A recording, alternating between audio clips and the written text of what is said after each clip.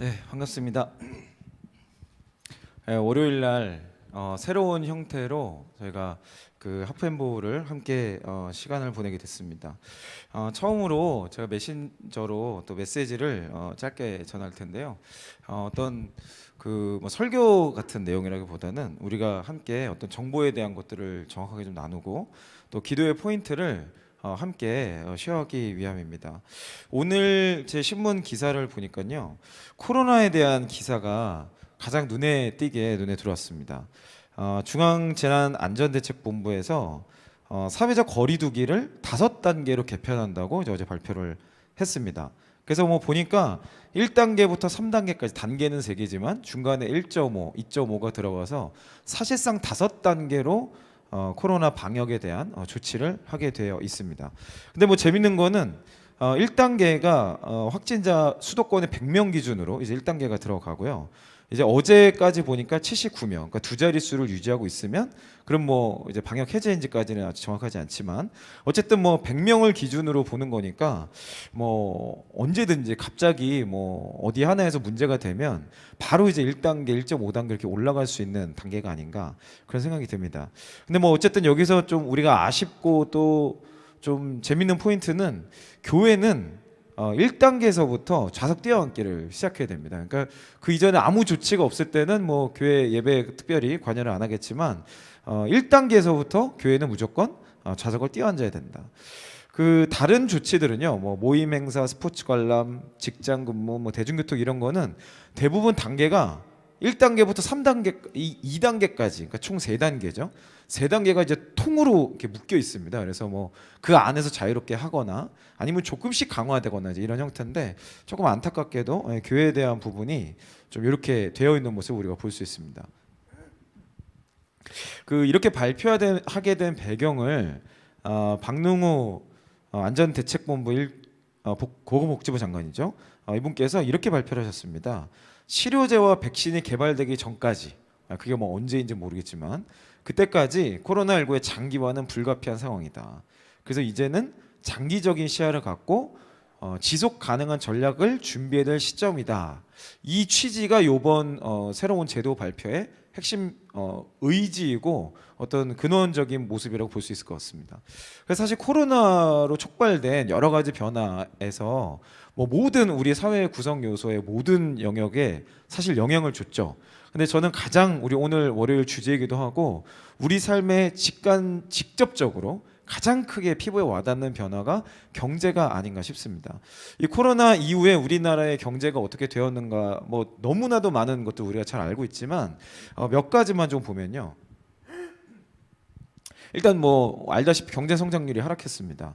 8월, 그 9월 기준으로 저희가 연말까지 이 상태가 이어지면 경제 성장률이 마이너스 2.2%대로 끝날 것이라는 전대미문의 이제 지표를 예상했죠. 그런데 지난 2분기 경제 성장률이 마이너스 3.2%였습니다. 지난 3분기 성장률은 1.9%로 엄청난 반등을 했는데 이게 사실 이 성장률이라는 거의 기준이 전 분기 대비 성장률을 측정하는 시스템이기 때문에 기존에 너무나도 우리가 큰 폭으로 떨어졌기 때문에 사실 지금 여기서 1.9% 반등했다는 게 큰 의미를 두기에는 조금 어렵지 않나 그런 생각이 좀 듭니다.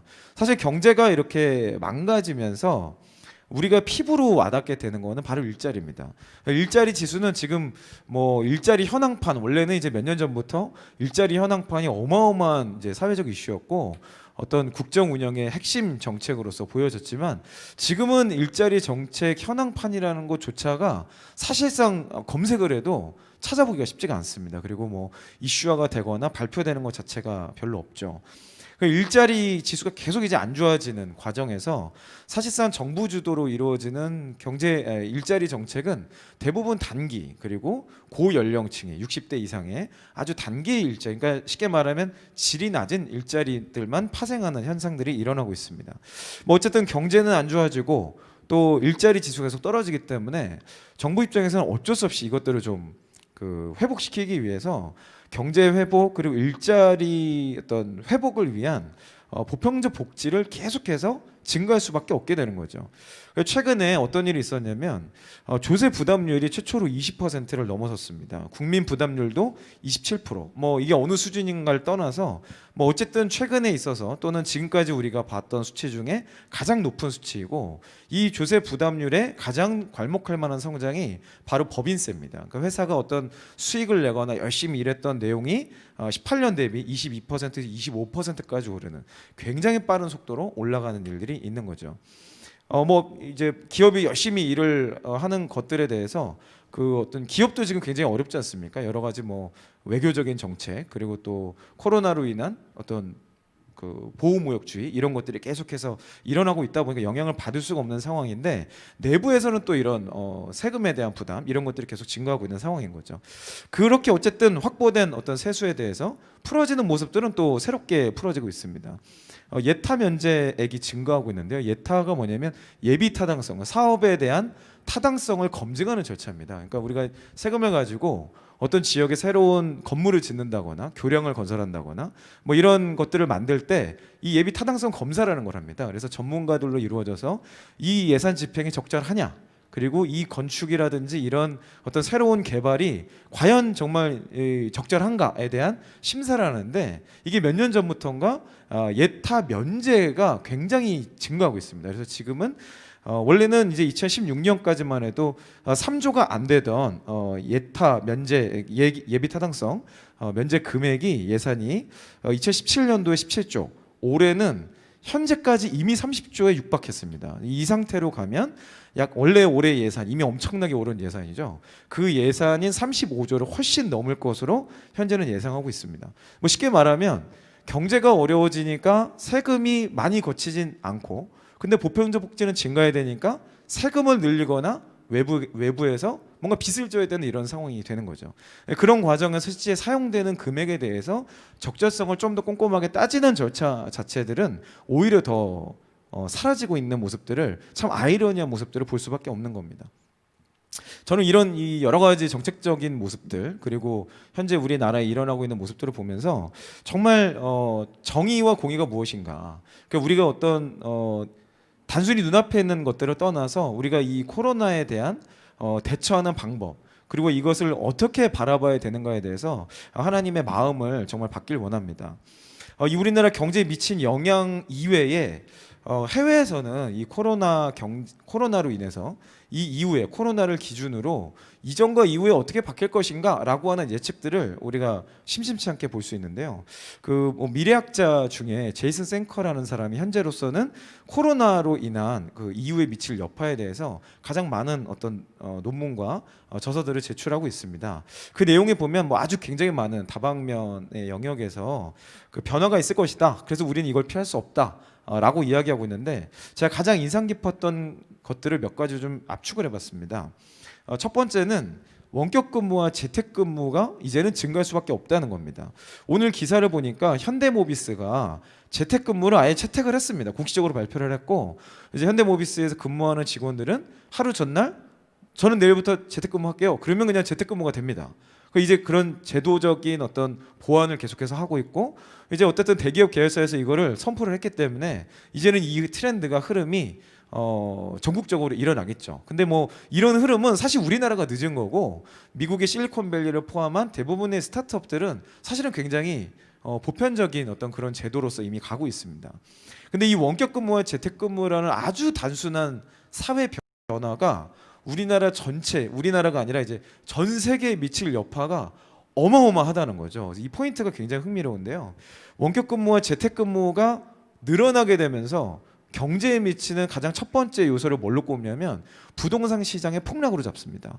그러니까 이게 우리가 지금까지 생각하지 못했던 부분일 수 있고, 또 우리나라는 아주 이례적으로 지금 부동산이 아주 폭발적으로, 또 특히 서울은 폭발적으로 증가하고 있기 때문에 이게 체감이 되지 않을 수 있지만, 사실 정상적인 시장 체제를 갖췄다면 지금 이 예측이 맞는 거죠. 이 모든 제이슨 생커의 연구 분석은 미국의 부동산 지가를 가지고 이야기하는 겁니다. 그래서 이제 근거는 뭐냐면, 근거는 뭐 이제 여러 가지 경제 지표들이 있는데, 제가 쉽게 좀 말씀드리면, 그동안 이제 도심지에 부동산 지가가 오를 수밖에 없었던 이유는 사람이 모여 살 수밖에 없기 때문이죠. 사람이 모여 살아야만 하는 이유가 뭔지 아십니까? 딱 하나입니다. 먹고 살 게 거기에 모여 있어요. 그러니까 사람의 일자리가 제공되는 곳이 도시이기 때문에 사람들은 도시로 모이는 겁니다. 그곳에 경제가 활성화가 되기 때문에 도시로 모이는 거죠. 그러니까 결국 거기에 먹고 살 게 없으면 사람들은 도시에 모일 이유가 전혀 없습니다. 그러니까 그동안 우리나라의 제조업 그리고 이런 여러 가지 사회환경 시스템상 수도권의 이 모든 인프라가 집중될 수밖에 없었던 거죠. 그랬는데 이제 사람들이 많이 모이니까 거기서 또 어떤 게 파생됩니까? 새로운 인프라 시설들이 또 확장되고 그 인프라를 관리해야만 하는 기업들 또 정부 기관들 사회 인프라들이 계속해서 붙게 되는 거죠. 그러면서 점점 이게 더 강력한 도심지를 구축하고 확장되면서 더 사람들이 과밀하게 모여드는. 그러니까 그 인프라와 뭐 사람이 생활을 하는데 여러 필요한 요소들 있지 않습니까? 뭐 문화에 대한 거, 그럼 일자리는 당연한 거고 문화 그리고 뭐 문화의 일환인 소비, 뭐 쇼핑이죠. 그리고 의료, 교육 뭐 이런 내용들이 전부 다 도시에 가면 그곳이 가장 부가가치도 높고 사람들에게 양질의 퀄리티를 제공하기 때문에 그것 때문에 도시지의 부동산 가격이 폭발적으로 증가해 왔던 거죠.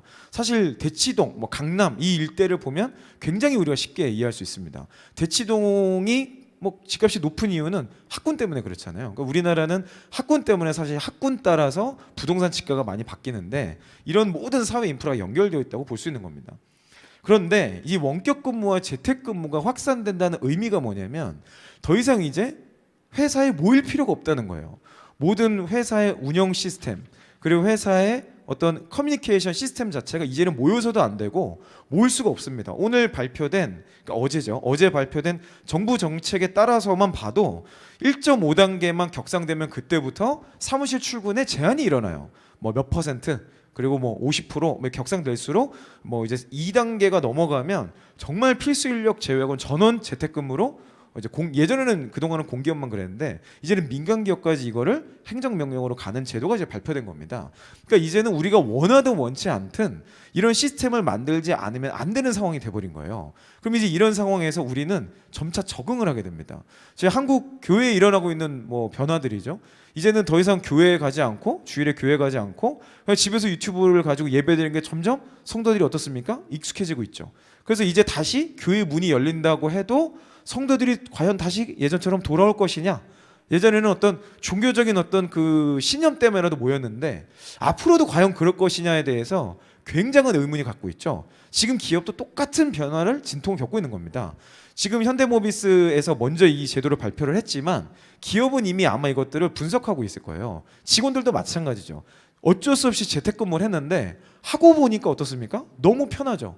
더 이상 출퇴근할 필요도 없고 아침에 지옥철에 이 아침에 출퇴근 해보시는 이 경제 영역에 기도하시는 많은 분들은 아마 공감하시겠지만 그 지하철 2호선 1호선 이런 거는 그 공중부양을 해서 이동을 해야 됩니다. 뭐 앉는다는 건 불가능하죠. 아침 6시 반부터 이제 꽉 차서 다니기 때문에 그런 어떤 지옥철 출근만 하고 나면 진이 빠지는 일들을 이제 경험하지 않아도 되고 또 내가 원하는 환경에서 내가 편하게 언제든지 일할 수 있는 시스템들이 하나씩 갖추어져 가고 있기 때문에 이제 더 이상 내가 출근하는 것에 대한 메리트를 느낄 필요가 없어요. 자, 그럼 기업 입장은 어떻습니까? 제가 이제 기업을 운영하고 또 기업에서 어떤 기획이나 인사적인 역할을 해보면서 제가 이제 이 판관비라는 걸 분석해 보면요, 직원들이 출근함으로 인해서 발생하는 비용이 어마어마합니다. 물론 산업과 뭐 회사의 특성마다 좀 다르겠지만 사실 비용의 원천, 그러니까 경영에서 그렇게 표현을 하는데요. 비용의 원천은 사람이다 이렇게 얘기합니다. 그러니까 이건 단순히 아주 경영학적인 접근인데 사람이 없으면 비용도 줍니다. 그러니까 사업이 수익을 낸다는 의미는 뭐냐면 매출이 비용보다 더 클 때 그 금액이 수익이 되는 거잖아요. 그럼 거꾸로 말하면 수익을 늘리려면 비용을 줄이면 됩니다. 그래서 이거를 아주 그냥 단순하게 이제 적용하면 그냥 수익을 내려면 구조조정해, 사람 다 정리해, 그러면 우리는 수익이 올라가. 뭐 이렇게 아주 그 요즘에 뭐 그렇게 할 수도 없지만 아주 단순하게 생각하면 그런 거죠. 그러니까 그만큼 판관비에 대한 부분이 그 기업의 경쟁력을 좌지우지하는 굉장히 중요한 어떤 물샌다고만 표현할 수는 없지만 어쨌든 직원이 출근하지 않음으로 인해서 발생하는 비용들을 없앨 수 있고 뭐 거기 뭐 식대도 있을 거고요. 뭐 기타 출퇴근에 대한 지원하는 비용 또는 뭐 기타 복지비 뭐 이런 것들이 있겠죠. 뭐 그것뿐만이 아니라 그 과정에서 이제는 시스템으로 모든 것들을 업무를 관리하게 되기 때문에 각자의 생산성을 아주 정확하게 비교적 정확하게 측정할 수 있게 되는 겁니다. 예전에는 출근이란 걸 해야 됐기 때문에 출근하는 시간으로 모든 걸 평가했어요. 근데 지금은 이제 출근하는 시간이라는 것 자체가 유동적이죠. 그러니까 이제는 그 사람이 근무했던 시간을 측정하고 그 근무했던 시간 대비 생산성이라는 걸 더욱더 정확하게 측정하는 시스템이 지금 엄청나게 발전하고 있습니다. 그러니까 회사 입장에서도 더 이상 그 비싼 돈을 들이고 사옥이라는 걸 지을 필요가 없는 거예요. 회사는 큰 건물을 운영할 필요도 없고 사무실이 넓을 필요도 없고 오히려 모든 것을 비용을 줄일 수 있는 시스템들이 대체되고 있는 거죠. 이런 과정에서 더 이상 직원들이 모여 살 필요가 있을까? 그리고 이 원격 근무라는 것은 지역을 초월하는 거거든요. 더 이상 한국인들, 그러니까 예전에는 사무실이 서울에 있으면 비교적 수도권에 출퇴근할 수 있는, 갑자기 부산에 있는 사람 뽑지는 않거든요. 뭐 그 사람이 이제 서울 와서 뭐 알아서 집을 구하겠다 뭐 그러면 상관이 없지만, 근데 이제는 그게 아니라 그냥 부산에 있는 사람을 바로 뽑아도 되는 거예요. 이게 조금 더 발전되면 더 이상 한국인을 뽑을 필요도 없는 겁니다. 그러면 더 이상 이게 이제 기업 입장에서 어떻게 발전이 되냐면, 그러면 한국인보다 이 영역에 있어서 더 발전 기술력 있는 사람이라면 누구든 좋다. 그리고 한국의 이 엄격한 노동법에 귀속받을 필요도 없는 외국 인재들을 다이렉트로 뽑을 수 있게 되는 거죠. 자, 그러면 이제 뭐 혹자들은 이렇게 얘기합니다. 언어가 안 통하는 게 가능하겠냐? 저는 제가 인사 전문가로서 당연히 가능하다고 얘기하고 싶어요. 왜냐하면 지금 모든 비즈니스가 글로벌 스탠다드로 가고 있고 용어는 단순한 숫자, 영어로 대부분 다 통일화가 되고 있거든요. 모든 게 코딩화되고 시스템화되고 있기 때문에 이제는 그 숫자만 가지고 얘기할 수 있는 시대가 점점 더 가속화되고 있는 거예요. 그러니까 이런 면에서 봤을 때 지금 이 제이슨 생커라는 학자의 예측이 정말 틀린 말이 아니라는 거죠. 그럼 일자리만 생각하면, 아니 그러면 쇼핑은 어떡하냐? 쇼핑은 지금 이미 뭐 여러분들 뭐 아울렛이나 호텔, 아니 저기 가시는 분들 있습니까? 이미 우리 온라인 쇼핑으로 다 바뀌었죠. 그래도 문화생활 같은 거 해야 되지 않냐? 요즘 극장 가는 사람이 어디 있습니까? 아무도 안 가죠. 그래도 공연 같은 거 봐야 되지 않냐? 모든 공연이 전부 다 온라인 시스템으로 바뀌었죠. 자, 그럼 이제 딱 하나 남는 건 아직도 두 가지 남네요. 그러면 교육은 어떡하냐? 이미 공교육은 다 사실상 문을 닫았습니다. 오늘 발표된 어떤 내용만 봐도요, 코로나 단계가 격상됨에 따라서 아예 등교 자체를 막습니다. 모여서도 안 돼요. 그럼 이제 모든 게 온라인으로 시스템이 바뀌고 있는 이런 상황에서 더 이상 교육도 지역의 제한이 필요 없는 거죠. 지금도 한국에서 이미 하버드나 스탠포드의 교육을 우리가 받을 수 있는 형태가 이루어지지 않습니까? 그러면 하나 남은 게 이제 의료인데, 우리가 사실상 병원에 가는 대다수의 진료는 사실은 원격 진료가 가능한 형태죠. 진짜 병이 위중해서 입원을 해야 되는 사람은 어차피 지역과 상관없어요. 차를 타고 이동해서 병원을 가야 되는 거고, 대부분의 진료는 원격 진료로 가능하다. 아직은 우리가 여러 가지 이해관계 때문에 이런 부분들이 법제화가 안 되지만 언제까지 이것을 막을 수 있겠는가? 이 시대적 흐름은 분명히 어느 시점에 해결이 된다는 겁니다. 어쨌든 이런 여러 가지 이유들 때문에 부동산 가격이 폭락한다. 가 이제 이 학자의 예측이고요. 그로 인해서 이 장기 코로나로 인한 경제 불황 이런 것들이 장기화되면서 국가 부채가 급격히 증가한다는 겁니다. 지금 우리나라만 봐도 보편적 복지로 인한 비용이, 국가 이 지출 비용이 굉장히 늘어나면서 기존의 세수로 감당이 안 되죠. 그래서 국채를 어마어마하게 발행하고 그걸로 보편적 복지를 증액하고 있습니다. 이게 뭐 장기화되면 당연히 갑작스러운 증기 붕괴가 우려될 수 있겠죠. 그래서 이제 제이슨 생커는 갑작스러운 증시가 붕괴될 수 있다. 그러니 지금은 부채 관리가 더 중요하다라고 이야기합니다.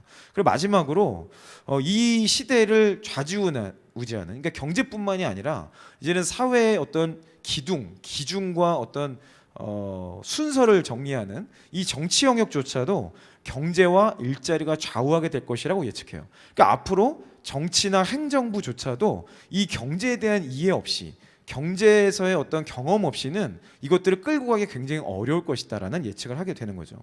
사실 이 얘기는 단순히 제이슨 생커 한 사람의 어떤 학문적인 연구뿐만이 아니라 짐 클리프턴이라고 하는 그 미국 갤럽, 미국에서 아주 유명한 그 리서치 또는 데이터를 분석하는 회사죠. 그 회사의 빅데이터 분석 결과도 일맥상통합니다. 짐 클리프턴은요, 2000년대 초반에 이미 빅데이터를 통해서 뭐라고 발표를 했냐면, 세계 3차 대전이 일어난다면 더 이상 자원의 싸움이 아닐 것이다. 이제는 일자리 때문에 전쟁이 일어날 것이다 라고 예측을 했었습니다. 저는 이런 큰 코로나를 중심으로 큰 변화가 일어나는 시점에 우리 크리스천 기업가들이 봐야 할 포인트를 이야기하고 이 제목을 함께 오늘 계속해서 기도하길 원합니다.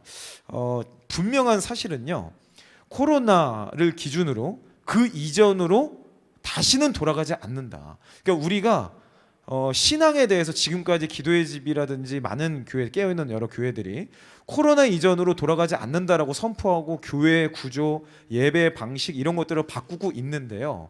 실제로 그 교회에 다니는 성도들 중에 수많은 기업가들 또 일터에서 일을 하고 있는 비즈니스맨들은 나의 일과 나의 일터는 그렇게 좀 분리해서 생각하는 것 같아요. 실제로 기업조차도 이 경제 영역조차도 코로나 이전으로는 절대 돌아갈 수 없습니다. 이 마스크를 대체 언제 벗을 수 있을까? 우리가 해외여행을 또 어떻게 갈 수 있을까? 지금 우리가 해외여행 가기가 어디 쉽습니까? 가면은 격리되고 와서 또 격리 2주. 그럼 2주만 해도 벌써 한 달을 쉬어야 돼요. 우리 생업이 있는 사람들이 이게 가능하겠습니까? 사실상 불가능하죠. 코로나가 완전히 종식되기 전까지는 어떤 정부가 이것을 자유롭게 풀 수 있겠습니까? 그러니까 이런 어려움들이 계속해서 있기 때문에 코로나 이전으로 돌아가지 않는다는 걸 전제로 하고 우리의 모든 삶을 이제는 뜯어 고쳐야 되는 시점이 됐는데 아직도 코로나가 끝나기만을 기다리는 경우가 너무 많다는 겁니다. 그래서 크리스찬 기업가들은 특별히 여기서 말하는 크리스찬 기업가들은 크리스찬 CEO도 있겠지만 크리스찬 CEO가 되기를 기도하시는 분들 또는 크리스찬으로서 일터 영역, 경제 영역 어딘가에서 종사하고 있는 모든 사람을 뜻합니다.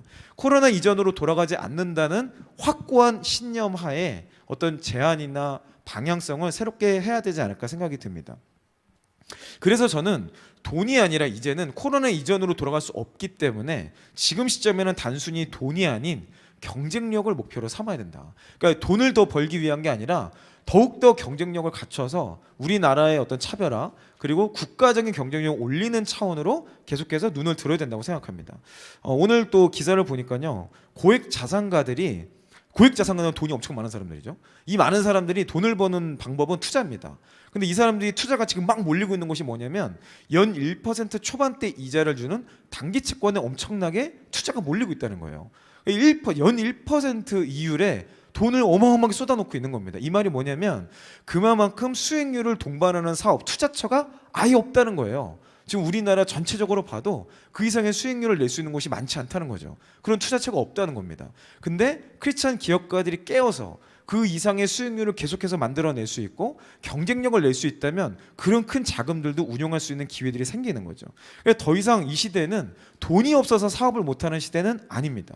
옛날에 이 산업혁명 이후에나 제조업이나 공장 시대에나 어마어마한 자산을 그러니까 시설을 확충해야 사업이 시작될 수 있었기 때문에 자산의 토대 위에서 시작했지만 지금 시대는 정보화 시대죠. 결국에는 아이디어가 있으면 돈은 그 아이디어 때문에 따라오게 되어 있습니다. 그러면 우리는 이 아이디어의 원천인 하나님께 구해야 되는 거죠. 그러니까 이 아이디어가 어디서부터 오냐? 이 시대를 운행하시는 하나님을 보면서 이 시대의 하나님이 무엇을 회복시키시는지를 원하는 그것들을 기도하는 가운데서 정확한 초점, 정확한 방향성을 찾게 되는 거죠. 저는 그래서 이 시대의 크리스찬 기업가들이 봐야 될 거의 유일한 초점은 바로 다음 세대라고 생각합니다. 지금까지 우리나라가 성장했던 여러 가지 내용들 제조업 여러 가지 내용들이 있을 텐데 그런 내용들을 이제는 바꿀 때가 된 거죠. 물론 이제 포스트 코로나 이 코로나 시즌 이후에도 이 정보와 제조업이 맞물려서 제2의 또 물결을 만들어낼 수 있겠지만 어쨌든 그 일을 해내야 될 주역은 그리고 어쨌든 코로나 이전 방식은 더 이상 불가능하다는 겁니다.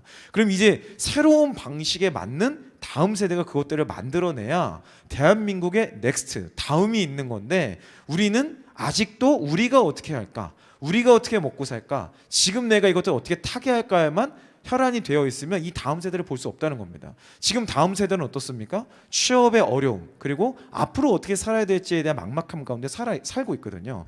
그 사람들을 바라보면서 우리는 계속해서 기도하고 내가 지금까지 경험했던 많은 사회적인 연륜들 그리고 획득한 자산들 이런 것들을 어떻게 다음 세대 특별히 하나님의 사람들에게 물려주고 플로잉하고 이들을 키워낼까에 초점을 맞춰야 한다고 생각합니다. 저는 이제 마치면서 기존의 질서는 이제 완전히 무너졌다. 기존의 질서에서 시작하려는 시도 자체가 잘못됐다고 생각합니다. 그래서 이때가 바로 가장 큰 기회였다는 점을 기억하고 정말 하나님의 마음을 받아서 하나님의 전략과 지혜를 구하고 그걸 가지고 이 시대에 맞는 이 사회적 기업을 일으키는 것들, 진정한 의미의 사회적 기업이죠. 그러니까 뭐 그냥 뭐 그 중고 물품들 막 이렇게 뭐 걷어가지고 나눠주는 뭐 이런 차원이 아니라 진짜 이 시대의 문제를 해결하는 그런 어떤 일들을 비즈니스의 경쟁력으로 만들어가는 일들은 크리스찬들밖에 할 수 없지 않겠냐. 더 이상 이제 돈이 돈을 낳는 시대가 아니고 아이디어가 돈을 낳는 시대거든요. 이 아이디어의 원천인 하나님, 오직 주님께만 우리가 간구하는 시대에서 이것을 이겨낼 수 있지 않을까 생각합니다. 그래서 제가 이 정보에 대한 이야기를 좀 마치면서 함께 기도하길 원합니다. 이 시대에 크리스찬 기업가들이 일어나게 하여 주십시오. 정말 CEO들이라면 돈이 목적이 아닌 다음 세대를 일으키는 또 사회 문제를 해결하는 이런 크리스천적 사회적 기업들이 더욱더 많이 일어나게 해주십시오. 그리고 일터에 속한 직장인이라면 기존의 질서가 아닌 또 그냥 예전처럼 대기업이나 공기업이나 공무원이나 이런 어딘가의 조직에 속해서 그냥 거기에 그냥 은퇴할 때까지 거기에 머물려는 이런 차원에 머무는 것이 아니라 정말 주님이 이 시대에 이 나라 이 대한민국을 통해서 하시고자 하는 일이 무엇인지를 주목하는 자들이 늘게 하여 주십시오. 그래서 이들이 정말 연봉 때문에 움직이는 게 아니라 이들이 어떤 조건 때문에 움직이는 게 아니라 하나님의 마음 때문에 움직이는 자들 되게 하여 주십시오. 그러니까 결국 이때에 대한민국의 소망은 크리스찬밖에 없습니다. 하나님께서 이 시대적 격변을 하시는 거기 때문에 이 홀리 퍼펙트 스톰이 어디로 움직일지, 이 홀리 퍼펙트 스톰의 어떤 경로와 이 여파를 정확히 이해할 수 있는 사람은 기도실에 머물고 있는 크리스찬들입니다. 이 크리스찬들은요, 기도실에 머물러야 하지만 기도실에만 있어서는 절대 안 됩니다. 그리고 이들은요, 하나님의 말씀에 품뻑 빠져 있고 하나님의 말씀을 연구해야 되지만 하나님의 말씀만 그 자체만 머물러선 절대 안 됩니다. 기도실에서 기도실 밖으로 하나님의 진리의 말씀에서 그것을 세상으로 풀어내는 하나님의 지혜로운 자들이 일어나게 해 주십시오. 우리가 이것들을 하나님의 사람들이 이 시대에 일어나게 해달라고 함께 주의 이름 외치며 기도하도록 하겠습니다. 기도하겠습니다. 주님,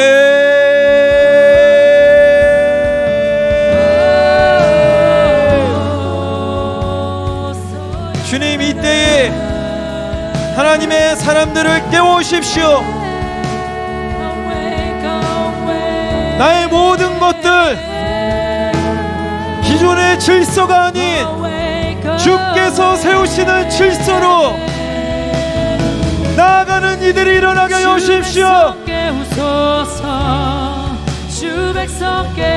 주의 백성을 깨워오십시오. 주여, 주 백성 깨우소서. 주 백성 깨우소서. 하나님의 사람들 주 백성 깨우소서. 깨어 일어나게 하여 주십시오. 주 백성 깨우소서. 주 백성 깨우소서. 주 백성 깨우소서.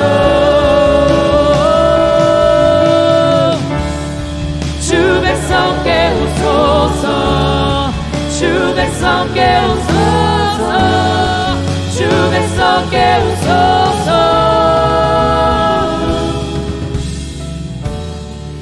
한 번 더 기도하길 원합니다. 수많은 크리스찬들이 이 시대에 스타트업 창업을 하고 있습니다. 이들에게 주님 지혜와 계시형을 부어주십시오. 이들이 도전하는 것이 세상 가치가 아닌 더 이상 바벨론 가치나 만몬의 가치가 아닌 베델의 가치, 이 하나님의 가치를 이 땅 가운데 풀어내는 일들이 있게 하여 주십시오.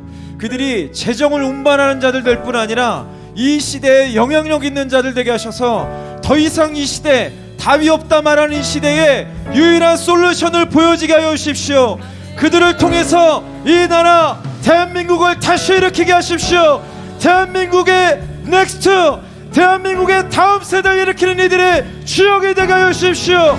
이 시대에 스타트업을 일으키는 크리스천 청년들을 깨우시고 그들이 지혜와 계시를 통해 새 일을 행하게 하여 주십시오. 구체적으로 그들을 놓고 기도하도록 하겠습니다.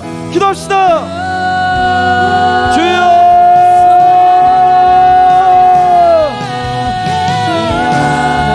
주님, 그들의 일을 스타트하게 하십시오. 스타트업으로 주의 일을 일으키십시오.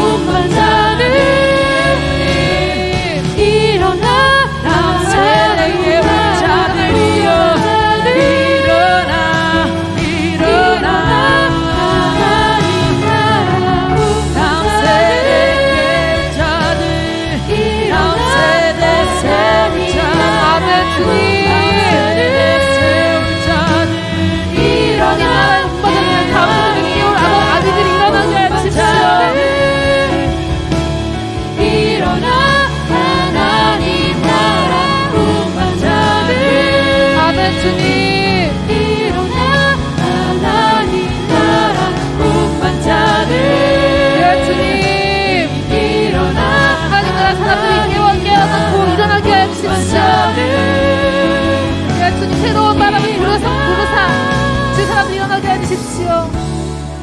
그래서 우리가 사도적 기도로 들어가기에 앞서서 다시 한번 기도하실 때 하나님 아버지 그 주님께서 말씀하신 말씀대로 아버지 아비들에게 자녀들을 향한 마음을 부어주십시오. 아버지 이 나라 위정자들과 또 이 나라 경제 리더들 가운데 자녀 세대들을 향한 아버지 그 마음을 부어주사 아버지 우리가 그들을 깨우며 그들을 일으키며 대한민국의 다음을 준비할 수 있는 자들을 세울 수 있도록 아버지 아비 세대들 가운데 자녀 세대를 향한 마음을 부어달라고 같이 주여 일창하시며 기도하시겠습니다. 예, 주여 아비의 마음 자녀에게 돌이키는 주의 역사가 있게 해주십시오. 이 나라 위정자들과 또 이 나라 기업가들 가운데 당신들을 일으키며 당신들을 세우며 그들과 함께 나아갈 수 있는 아비의 마음이 부어질지어다.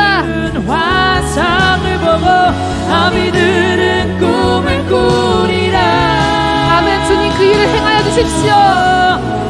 자녀들은 예언할 것이요 청년들은 환상을 보고 아비들은 꿈을 꾸리라. 아멘.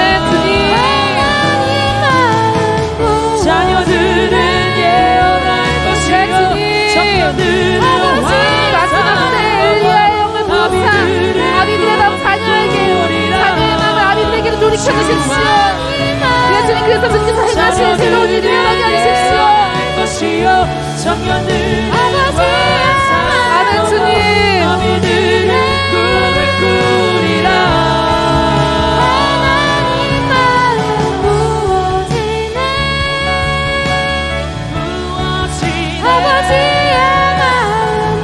하나님 아버지의 마음이 이 나라의 아비 세대들 마음 가운데 부어질지어다. 자녀들을 일으키며 자녀들을 세워주며 자녀들을 통해서 새로운 일을 행하게 하는 하나님 아버지의 마음이 아비 세대들 가운데 부어질지어다. 아멘. 주님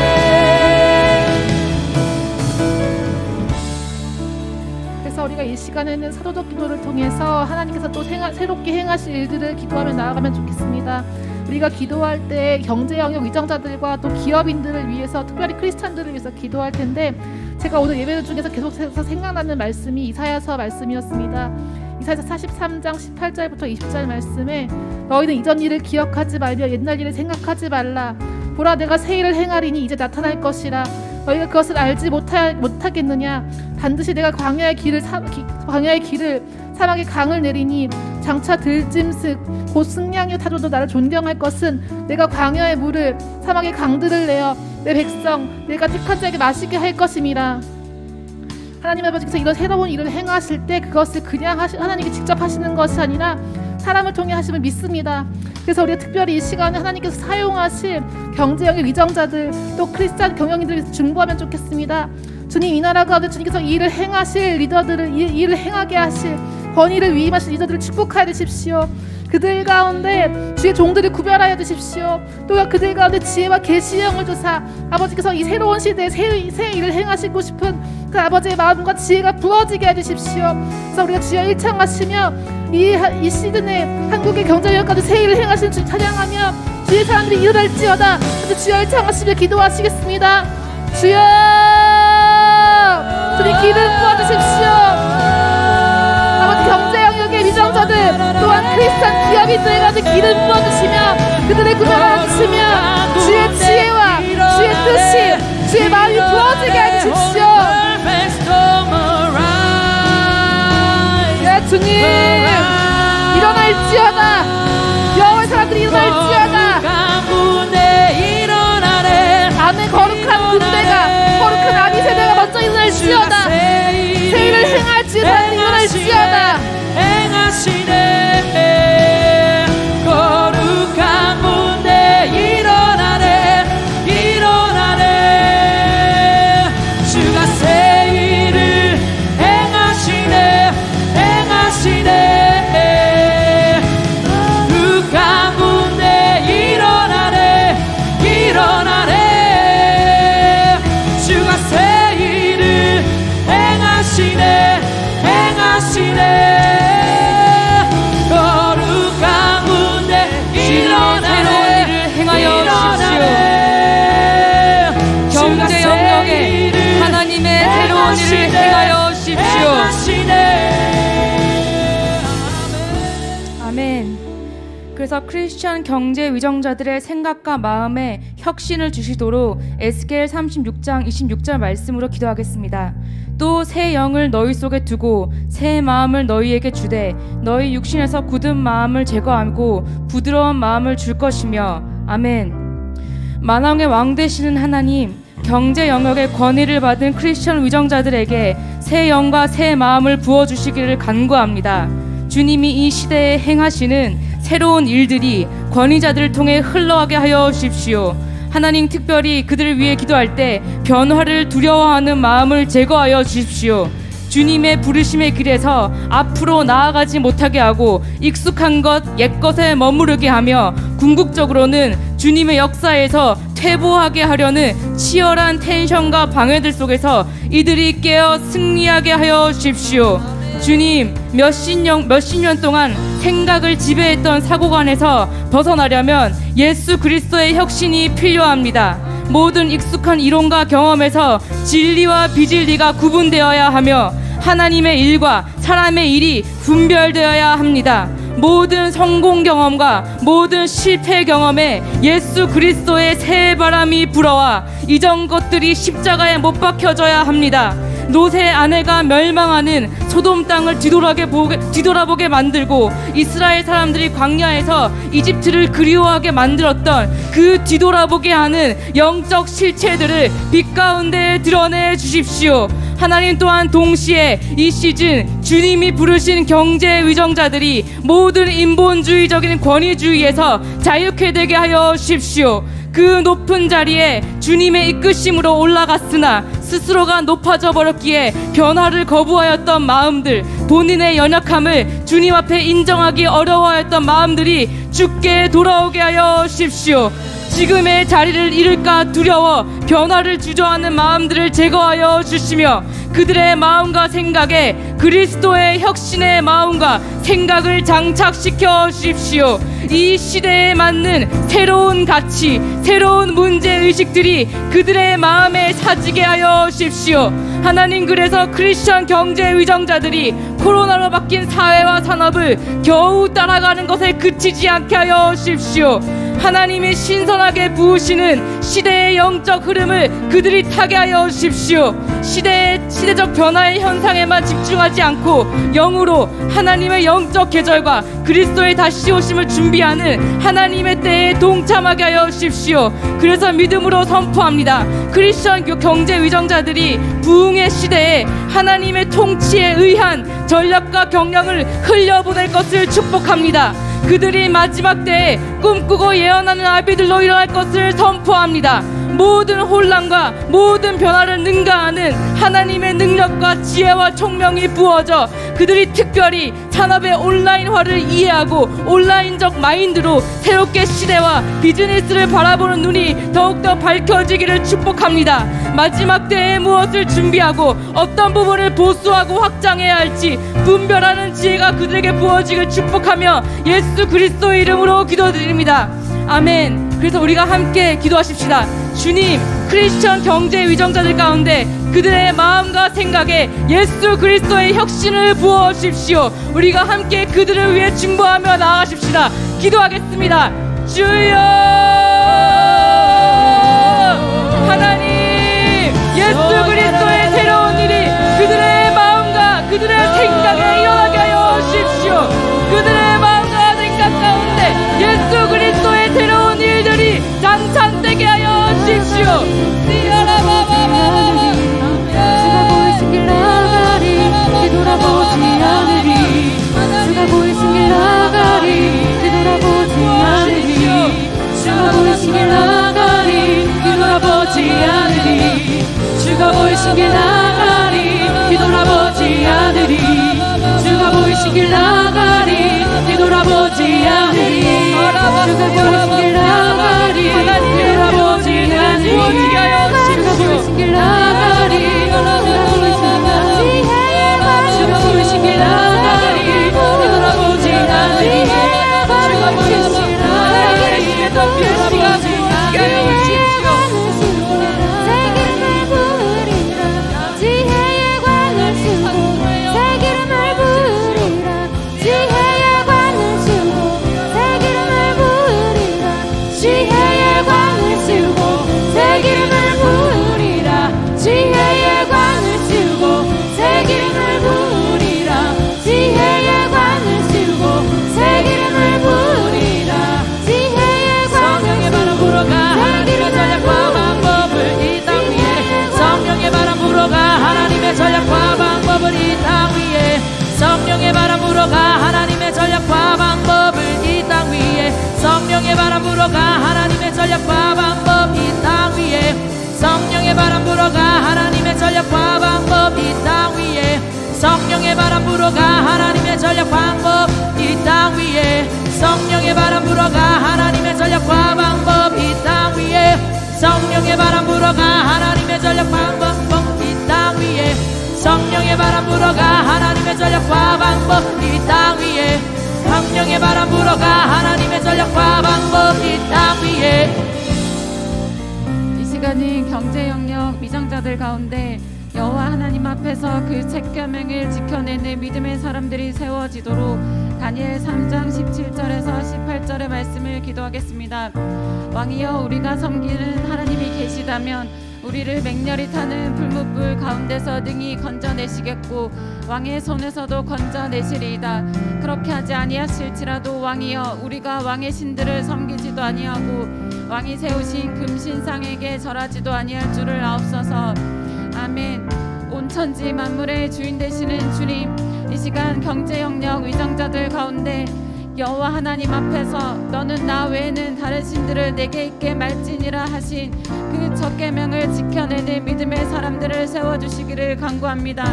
다니엘 세 친구들이 느부갓네살 왕의 명령으로 인해 모든 국가 위정자들이 금신상 앞에 절해야 하는 상황에 처하였음에도 불구하고 죽음을 각오하고 그리 아니하실지라도 금신상에 절하지 아니할 줄을 아옵소서 고백하였던 것을 기억합니다. 주님, 경제 영역 위정자들 가운데 다니엘의 세 친구들과 같이 죽음 앞에서도 굴하지 않고 여호와께 구별된 거룩한 믿음의 사람들을 세워주십시오. 경제 영역 가운데 여호와 하나님 외에 다른 신들이 없음을 선포하며 여호와 하나님께 성결된 삶을 살아낼 믿음의 사람들을 세워주십시오. 그들이 자신을 지켜 여호와 하나님 앞에서 그 첫 계명의 삶을 살아낼 때 그들을 통해 경제 영역 가운데 주님의 정의와 공의의 하수가 흘러가게 하여 주십시오. 이 시즌 경제 영역 가운데 일어나는 모든 어둠의 일들 가운데 그들을 통하여서 주님의 통치와 다스림이 임하게 하십시오. 불의한 법령을 만들며 악을 행하는 자들 가운데 경제 영역을 다스리시는 분이 주 여호와 하나님 외에 다른 신들이 없음을 알게 하십시오.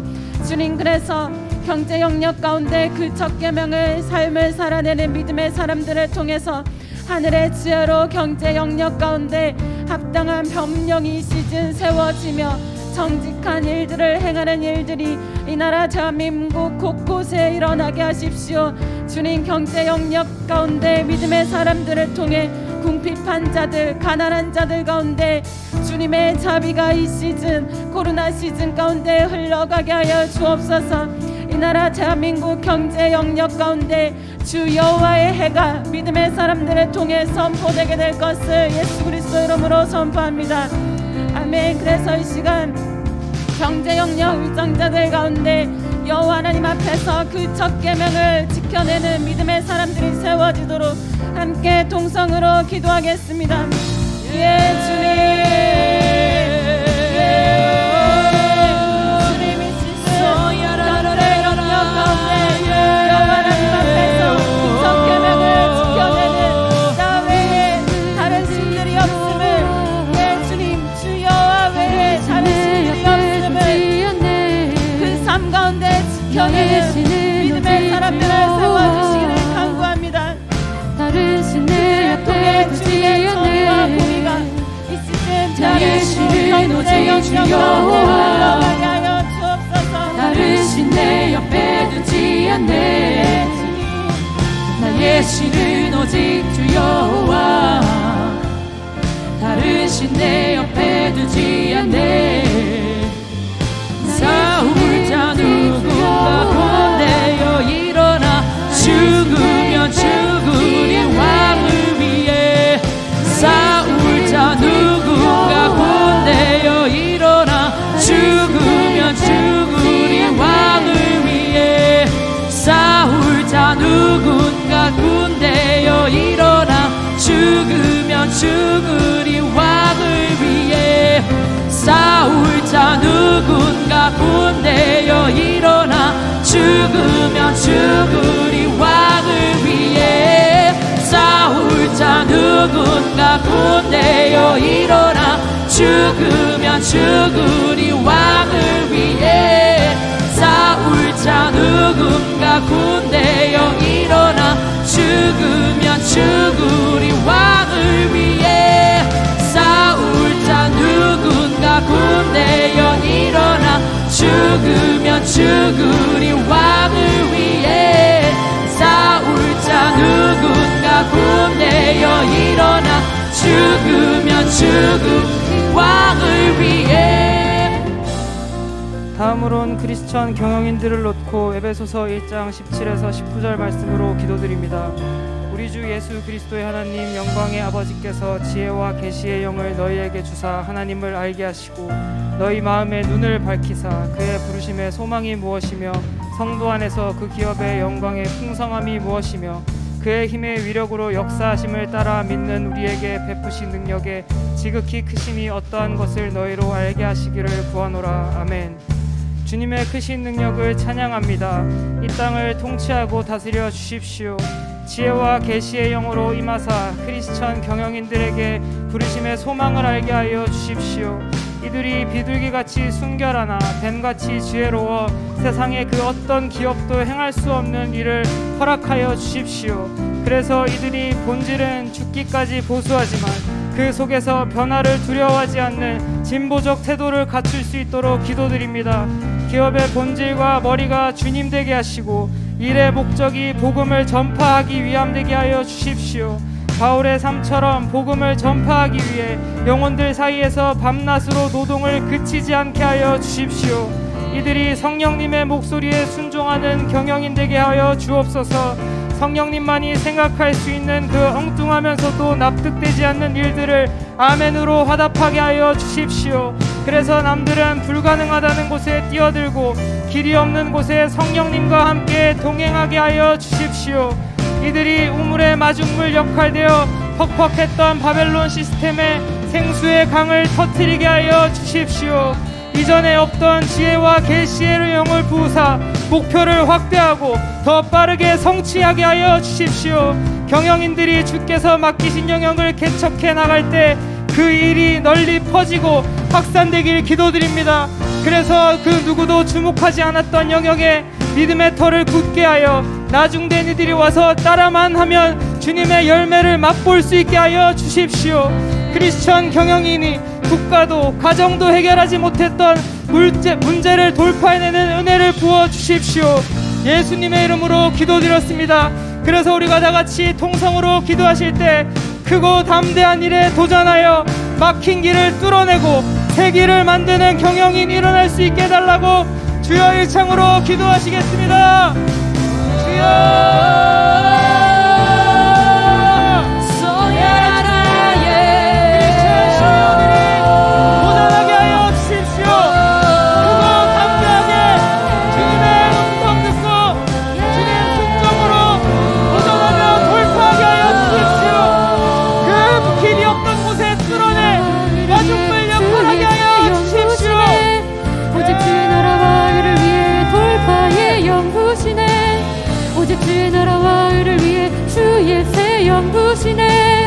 오직 주의 나라와 의를 위해 돌파의 연구시네.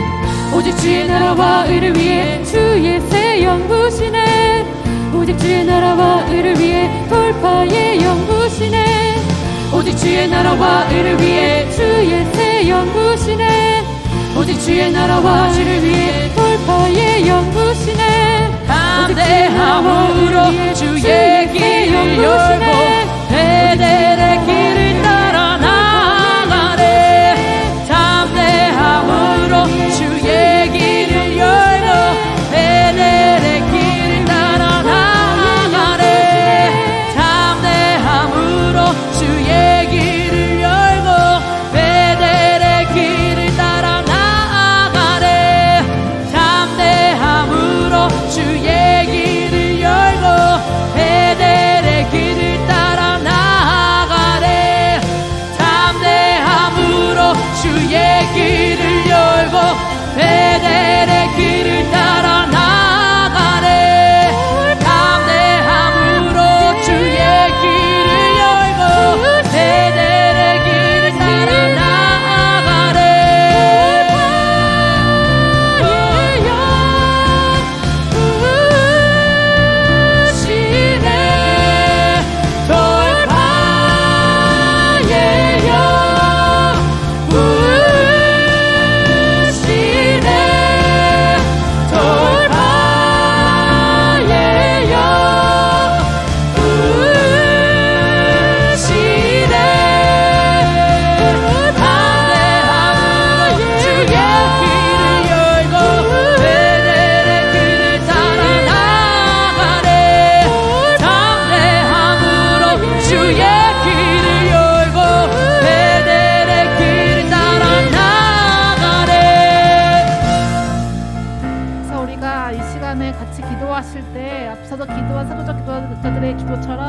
아버지 이 시대 이 나라의 아버지 위정자들과 경제영역 위정자들과 리더들을 축복하여 주십시오. 아버지 그들의 심령 가운데 주를 신뢰함으로 아버지 심지어 견고한 자를 평강으로 하도록 지키시는 주의 은혜가 있기를 합니다. 그래서 우리가 이 시간에 기도하실 때 이사야서 22장 3절 4절 말씀으로 같이 기도하시면 좋겠습니다. 주께서 심지어 견고한 자를 평강하도록 지키시리니 이는 그가 주를 신뢰함이니이다. 너희는 여호와를 영원히 신뢰하라. 주 여호와는 영원한 반석이심이로다. 아버지 이 시간에 기도합니다. 아버지 리더들을 축복해 주십시오. 그들이 사람의 힘이나 능이 아닌 주 여호와를 신뢰하게 해주시고 그로 말미암아 새로운 일들을 담대하게 할 수 있게 해주십시오. 새로운 일을 담대하게 뚫고 나아가는 지혜와 계시와 담대함이 부어질지어다. 같이 주여를 찬양하시며 축복하시며 기도하시겠습니다. 네 주여 여호와를 의지함으로 강을 뛰어넘고 여호와를 의지함으로 돌파하는 능력이 부어지게 해주십시오. 행하시는 여호와 이 외쳐 성취하는 여호와를 신뢰하는 그들에게 축복하여 주십시오. 진짜 전권을 내게 해주십시오. 네 주님 돌파의 영으로 길을 뚫어주시며 그들의 욕을 강건하게 해주시며 새로운 길을 나아갈 수 하지 않게 해주십시오. 돌파의 영을 돌파의 영이 부어질지어다. 새 일에 가지는 여호와 아멘. 돌파의 영을 길을 여시는 여호와여, 새 일을 행하시는 여호와여, 그 사람들의 지혜와 계시, 돌파의 영을 거두십시오.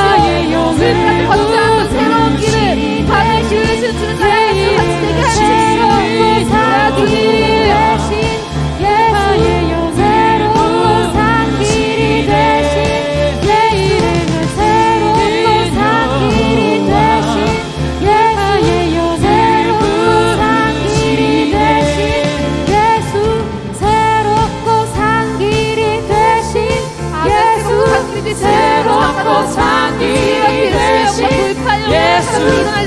새롭고 산 길이 되신 예수, 새롭고 산 길이 되신 예수, 새롭고 산 길이 되신 예수, 새롭고 산 길이 되신 예수. 마지막으로 한 가지 기도하고 오늘 예배를 마치곤 합니다. 여러분 혹시 주변에 아는 사람들 가운데 경제 영역에 위정자들이 있거나 아니면 공무원들이 있거나 아니면 기업인들이 있다면 그분들을 생각하시면서 이름을 부르며 같이 중보하시면 좋겠습니다. 아버지, 이 나라 가운데 경제 영역을 담당하고 있는 사람들 한 명 한 명에게 기름 부어 주십시오. 아버지, 오늘 우리가 기도한 것처럼 그들의 마음이 새로워지게 하시며 생각이 새로워지게 하시며 주의 영으로 충만케 되고 주의 사랑으로 충만케 되며 그 주님이 새로운 길을 여시는 길을 돌파하면서 나아갈 수 있도록 축복하여 주십시오. 아버지, 우리가 아는 한 사람 한 사람들 가운데 그 중보하오니 기름 부어주시고 구별하여 주십시오. 같이 주여를 장하시며 중보하시며 나아가시겠습니다. 예, 주님. 아버지, 우리의 주변에 있는 경제적